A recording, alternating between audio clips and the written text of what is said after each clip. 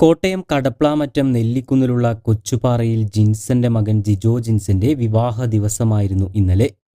വയല സ്വദേശിയായ യുവതിയുമായി ഇന്നലെ രാവിലെ 10 മണിക്ക് ഇലേക്കാട് സെന്റ് മേരീസ് പള്ളിയിൽ വെച്ചായിരുന്നു വിവാഹം നിശ്ചയിച്ചിരുന്നത്. വിവാഹത്തിനായുള്ള എല്ലാ ഒരുക്കങ്ങളും പൂർത്തിയാവുകയും ചെയ്തിരുന്നു.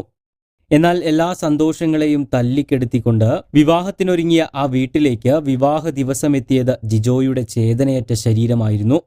നെഞ്ചു തകരുന്ന ഒരു കാഴ്ച തന്നെയായിരുന്നു അത്. വരനായി വിവാഹപ്പന്തലിലേക്ക് എത്തേണ്ടിയിരുന്ന ജിജോയുടെ വിയോഗം വീടിനും നാടിനും ഒന്നാകെ തീരാവേദനയായി മാറിയിരിക്കുകയാണ്. വിവാഹ അലങ്കാരങ്ങളും സന്തോഷങ്ങളും ചിരിയും നിറയേണ്ട വീട് സങ്കടക്കടലായി മാറി.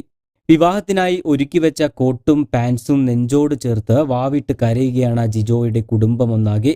തന്റെ ജീവിത പങ്കാളിയാകേണ്ടിയിരുന്ന ജിജോയുടെ മരണവിവരമറിഞ്ഞ് ആ പെൺകുട്ടി കുഴഞ്ഞു വീഴുകയായിരുന്നു. വർഷങ്ങളുടെ പ്രണയം സാഫല്യത്തിലെത്താൻ മണിക്കൂറുകൾ മാത്രം ശേഷിക്കവെയാണ് അവളുടെ പ്രാണനെ വിധി പറിച്ചെടുക്കുന്നത്. കല്യാണ ആവശ്യത്തിനായുള്ള സാധനങ്ങൾ വാങ്ങുന്നതിനു വേണ്ടി സുഹൃത്തിനെ കൂട്ടിയാണ് തലേദിവസം ജിജോ കുറുവലങ്ങാട്ടേക്ക് പോകുന്നത്. അവിടെ എത്തി സാധനങ്ങൾ വാങ്ങി തിരിച്ചു പോരുന്നതിനിടയിൽ ഇരുവരും സഞ്ചരിച്ച ബൈക്ക് എതിരെ വന്ന ഒരു വാനിൽ കൂട്ടിയിടിക്കുകയായിരുന്നു.